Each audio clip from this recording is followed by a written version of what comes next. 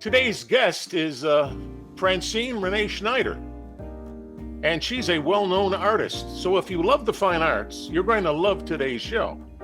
But even if you don't love the fine arts, hard to believe, but you believe in second chances in life, you're going to love today's show. My name's Ken Kiedrowski, and you're on point.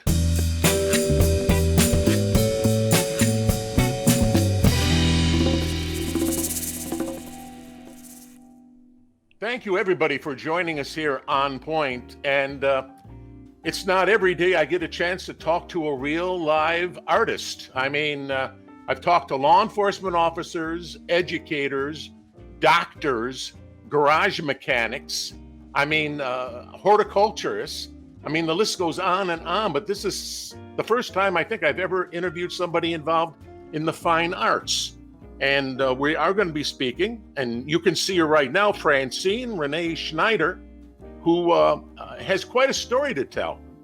And I'm just going to give away, I don't know if it's a spoiler, but we're going to be talking about not only art, but second chances in life. So Francine Renée, why don't you tell us how you got involved in art to begin with? Okay. Thank you, Ken. I appreciate it. I first began art in high school, like many kids, and just from there went to college, and I went to Syracuse University and got a Bachelor's of Fine Arts in painting. And after I graduated, I then left and went to Paris for some postgraduate study at the Sorbonne at l'École des Beaux-Arts. And while I was there in Paris, I also I started to show my work at the Raymond Duncan Gallery. So my painting career, fortunately, started off pretty quickly. I was really very grateful for that. And then I was in Paris for quite a few years, married a Frenchman, and I had a son also in France. And then when my son was about 2 years old, I was about 27, I got a really big, bad MS attack. And at that point, I couldn't walk. So we finally decided to leave Paris. We decided to leave Paris and then move to the States is what we did. I still was able to paint, and the MS problem with walking subsided, and I was actually working in my family bakery as well as painting and showing in a gallery in Soho in New York. And I was showing and selling, and people were collecting my work for a good 4 years. And the gallery owner said, okay, now we're ready for a one-woman show. You have enough people that are collecting you that we can do this. And right at that point, I got hit with very, very bad MS attack, and I couldn't even hold a pencil or a paintbrush or a fork for that matter. And it was numbness as well as pain. I don't know, these days you don't have fillings with the same thing as in the olden days when you would bite on like aluminum foil and you'd have this shock go through your system. Well, that's what I had in my hands if I touched anything that was metallic. So I had to call the gallery owner and say, I'm sorry, but there won't be any show, nor will there be any more painting because my career is over. I can't do anything at that point. And that was really, really tough. So at that point, everything ended in my mind. Everything that I've ever worked towards and everything that I built up at that point was gone. Eventually, I did something else, but in the interim, I didn't even want to look at art anymore. It was just too painful. Or a beautiful scene outside with the sun or a shadow going over the trees or anything, because automatically what painters do, and this is important for you, Ken, is that we unconsciously will see things and kind of like put it, again, this is a bad metaphor for young people, but in that Rolodex in our minds, or hard drive, I guess would be the newer way. And so we would almost do that unconsciously when we'd see something really beautiful and just save it in a different way in our own minds. And so during that time that I wasn't painting anymore, I didn't even want to do that. I didn't want to look at art, and I didn't want anything to do with it. I eventually went back to school, first to Villanova University for Master's in Counseling, finished all that academics, and then chose to then change and get a Master's in Social Work, and I got my MSS Master's of Social Work from Bryn Mawr College Graduate School. And then after that, I opened my own private practice in psychotherapy. It was at that point when I was helping some of my clients who were a little edgy or couldn't figure out a way to calm themselves down or slow themselves down, and felt that the word meditate was anxiety provoking too. I found a system of doing these lovely drawings of mandalas, and they would take white pencils on black paper and use stencils, so they didn't have to know how to draw, which was good.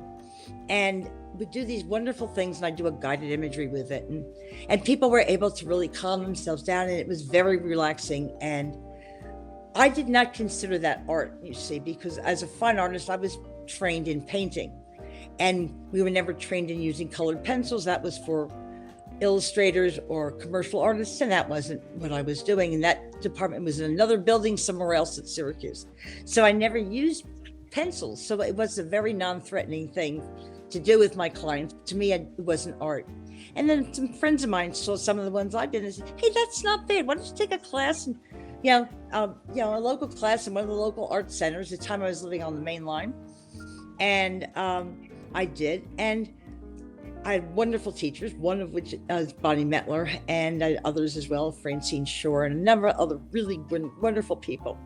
And through that process, which was pretty bumpy because I did some awful stuff in the beginning, I started to paint. And I said, this isn't bad, but I was still working with my clients. And then I took a class at the Pennsylvania Academy of Fine Arts, which is PAFA. And I really liked it there. I liked the people, I liked the energy. And so I decided to apply and was accepted into their master's program.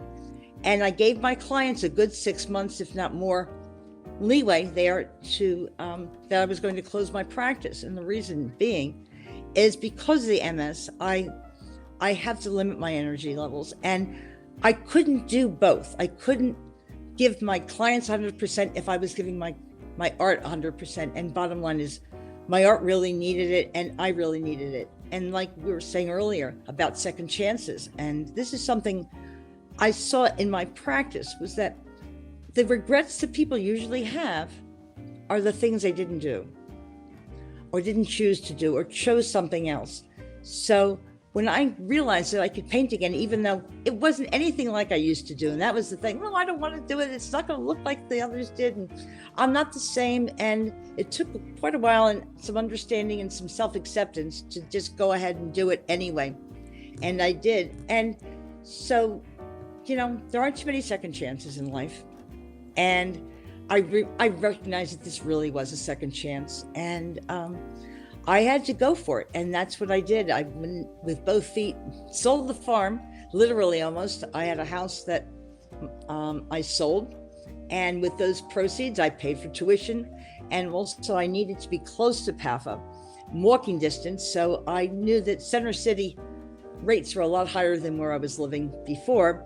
But I could do that for the 3 years and be close to them and walk there, and it'd be safe for me because at that point I was using a cane. And so I had enough to pay for tuition and for 3 years of Center City high rent, and did that. And I am so happy I did. It was the best choice I could have made. And the story now keeps going because after being there, I also then was awarded an alumni fellow studio at PAFA. And I had that studio for 2 years. And it was after that that I then moved to Chester County and had lots more room to paint. And eventually heard about Oxford Art Alliance. And what I liked about Oxford Art Alliance was that they weren't just about the fine arts or visual arts or painting, but they involved other things like music and film, and really just a much more holistic view of what the arts is and what they represent. And the other thing I liked, because I was a licensed clinical social worker through my work at Bryn Mawr, I also got a really good appreciation for community and how important community is and how important it is to involve people in community.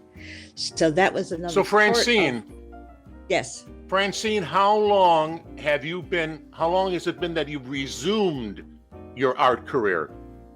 Let's see. I started in 2012 to 13. So 13, 14, 15, 16, 17, 18, 19, 20. 9 years now, I guess. And there's So you've been back at it. Painting.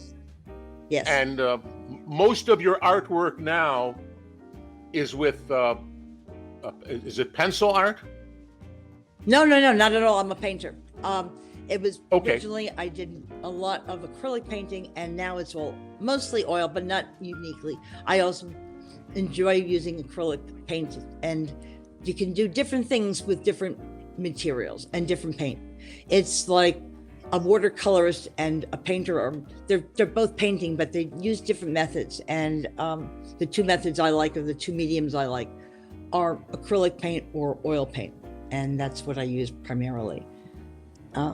I know you said you settled in Chester County, specifically Yes. The Oxford area, and I Well, know, having done many shows in that area, that it's just a marvelous community.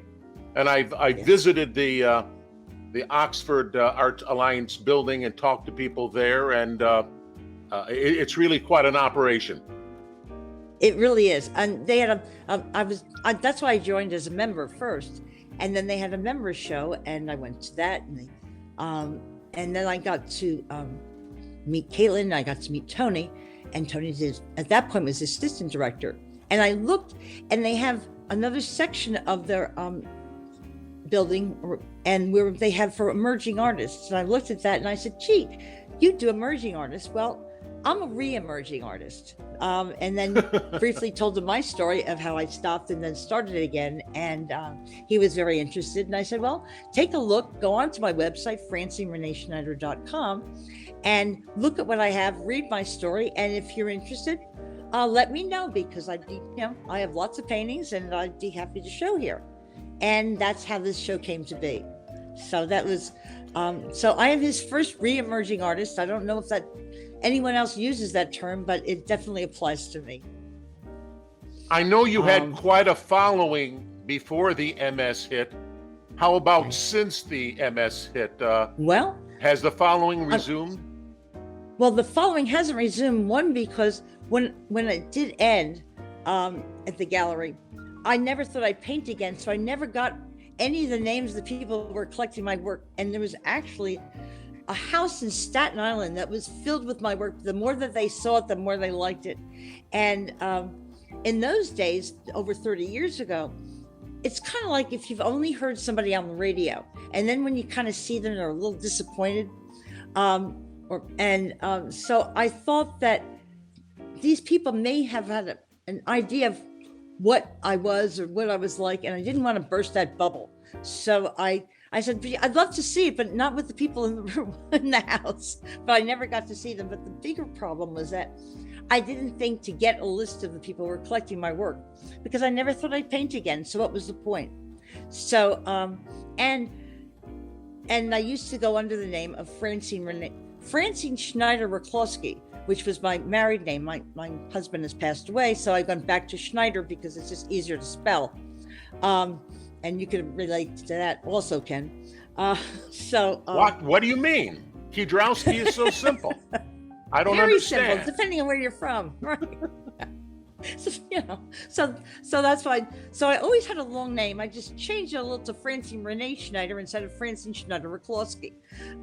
So a lot of people who did collect my work wouldn't know how to find me.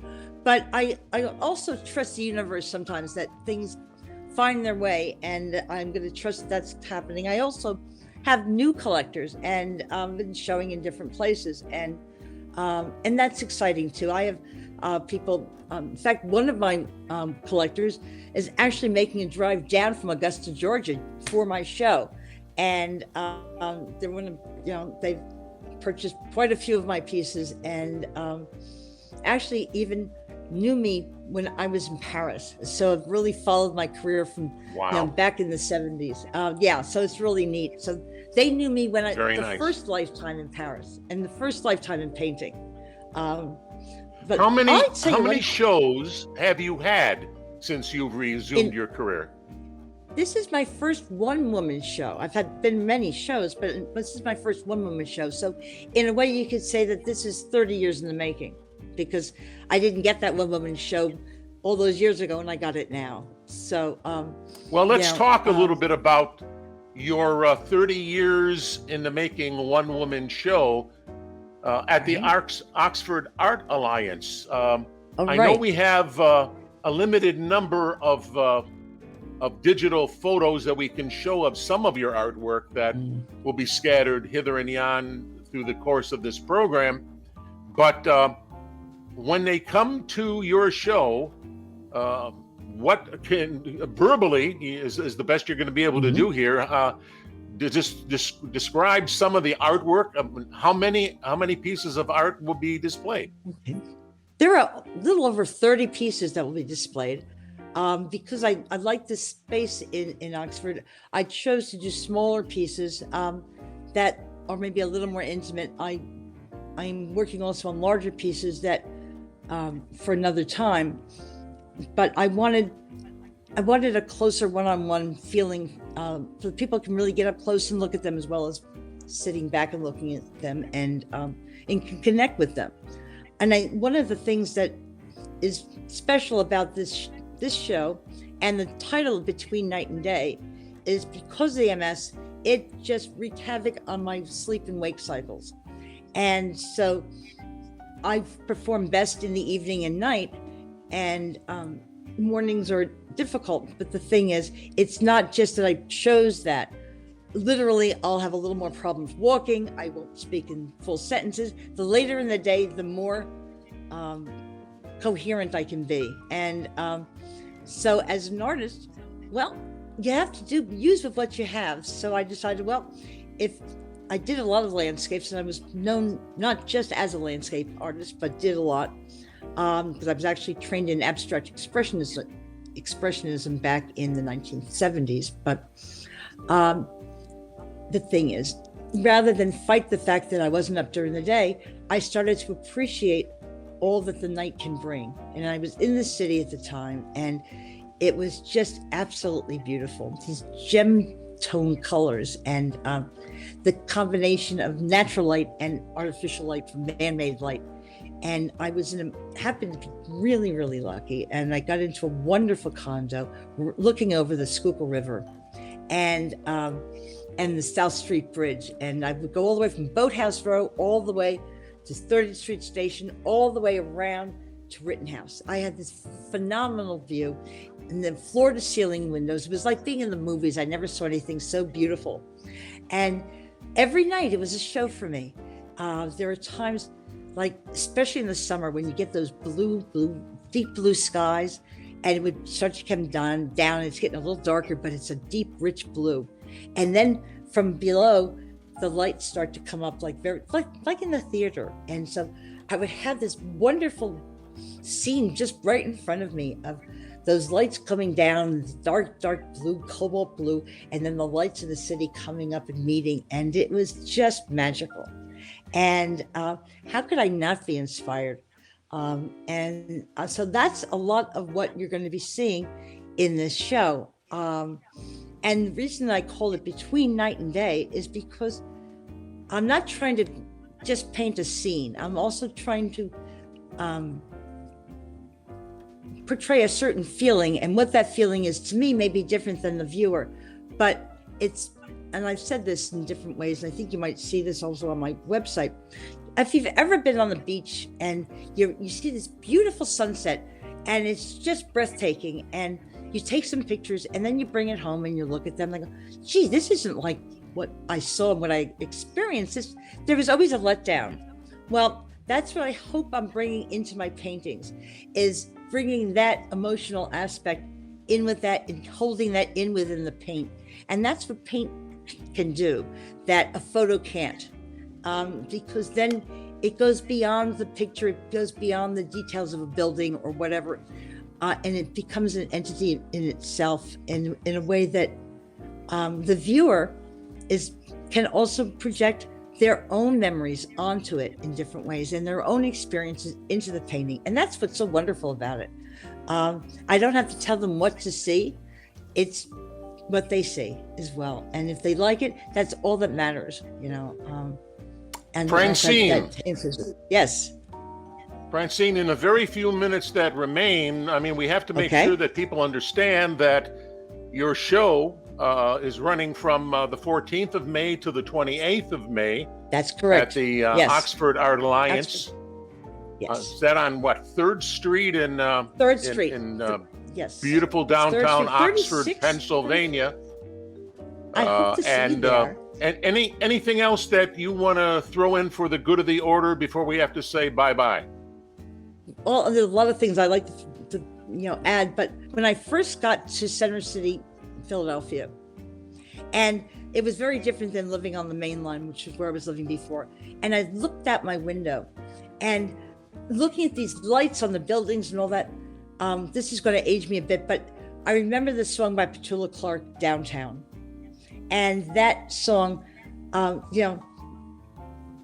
talking about the lights and what that does, and just, I don't want to start where the lights are bright, and then I don't want to go into the whole song because I'm not a singer.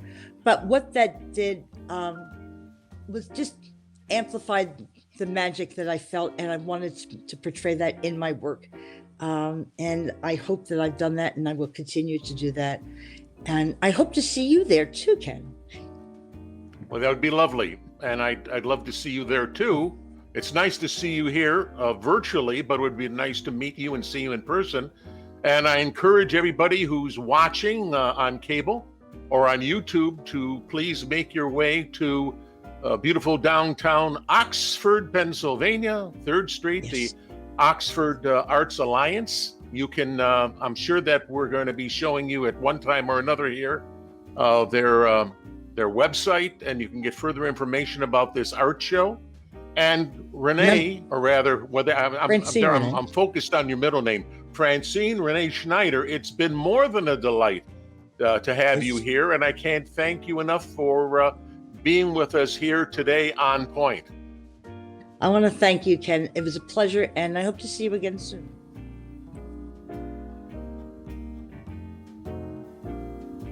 Well, as I might tell students in my old classes back when I was teaching, this is time for the lesson review.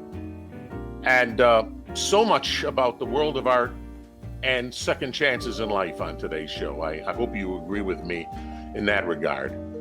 One of the things that I did learn from Francine is that her artwork from the art show, the day and night art show at the Alliance, the Oxford Art Alliance, is featured on both her website, which you will see after I'm done talking to you, and also on the Oxford Art Alliance's website, which you will see as soon as my face gets off the screen.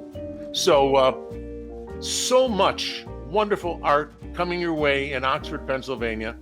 If you get a chance, and I hope you do, go down and see the show. As she said, the art show that took 30 years to put together at the Oxford Art Alliance from May 14th to the 28th. Hope you're there. Hope to see you there. My name's Ken Kiedrowski, thanking you for being with me here on Point.